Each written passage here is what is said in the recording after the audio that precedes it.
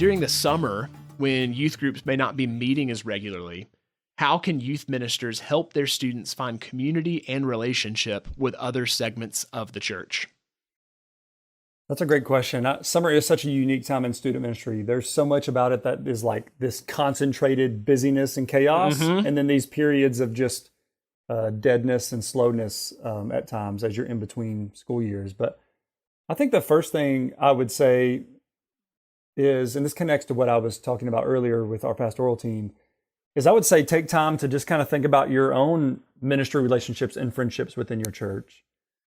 Because we want to, like I mentioned, we want to model this value for our students and for our churches. So maybe that means that you as a youth pastor, you as a youth minister are starting to have lunch meetings with people of different generations and not just students or not just parents. So those, you don't stop those things, but you begin to think about, okay, who can I have lunch meetings with that'll help me grow in this? Who am I praying for? Am I only praying for people like me and in my direct ministry circle, or am I praying for multiple generations that are reflected within our church?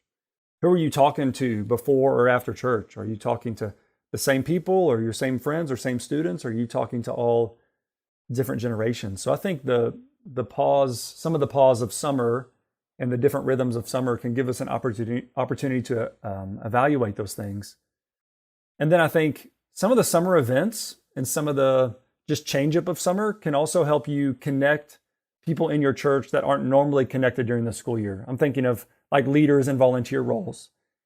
So maybe you use this time to where you can put your students around various generations of people through some type of leadership role, whether it's helping with some event that you're doing, driving for a mission trip that you're going on, help preparing a meal for some kind of hangout night that you're having at a church member's house or something. So again, I'm not advocating for starting some whole new thing, but how can we weave this value into things that we're already going to be doing? That's good.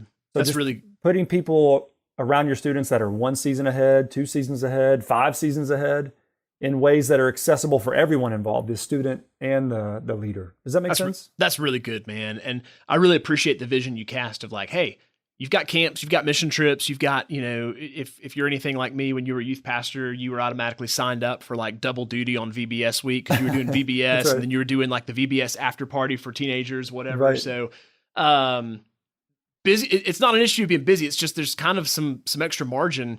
I love the way that you cast it of like, hey, a great starting point is just as simple as who for volunteer roles you're going to have to fill anyway, think about different folks that you can bring into that, specifically folks who are of different generations.